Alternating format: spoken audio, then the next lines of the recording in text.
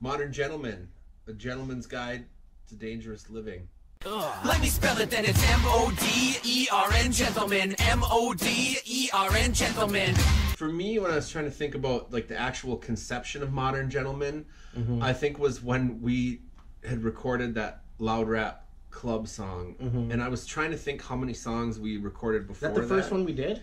That was the one we did where we started having the idea, if I remember correctly, of doing like a whole album that was more along those lines with more comedy and not a ton of serious stuff. Okay. Because I was, yeah, I remember. It's coming back to me a little bit now, yeah. Because we did the first song that I had remembered us recording in that era though was one called Time Machine that was for an album that I was doing. Right.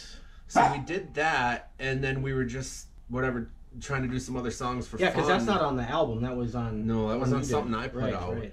But then I kind of remember a couple other earlier tracks, too.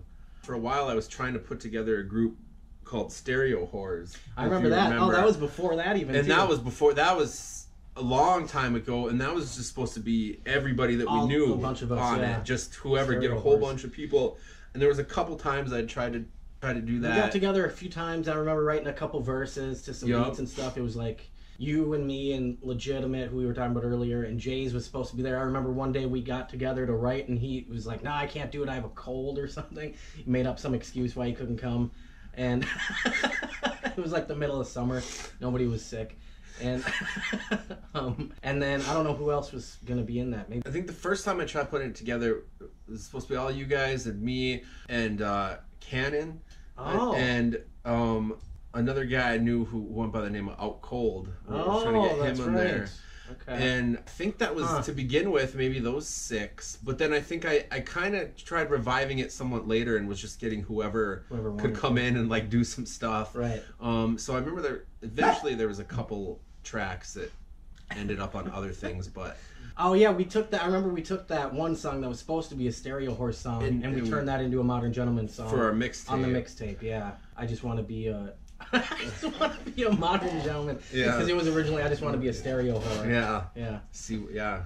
That was a really obscure Clever reference on that reworking. one because Nobody's gonna know. nobody even knows that one. But yeah, I think we can. That's right here. If we added it in, a clip right here. Let me tell you what I really want to be now. Let me tell you what I really want to be now. I just want to be a modern gentleman. I think for me, the real when we really started talking about doing a whole album and with more of a humor style was when we did Loud Rap Club song, and I don't remember.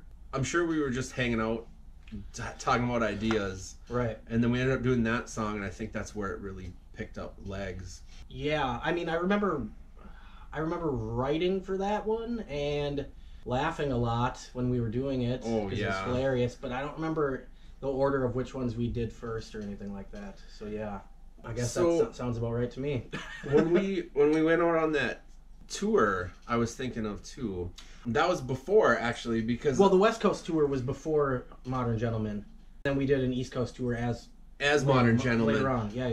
But when we went out, we were doing small Modern Gentleman songs in our set, like because we had to fill time, right? I remember there was a couple CD because I remember there's footage for when we had. I have a bunch of that footage. Well, I probably got it from you, even maybe. I don't know. We've got. I'm sure a ton of it exists. Yeah.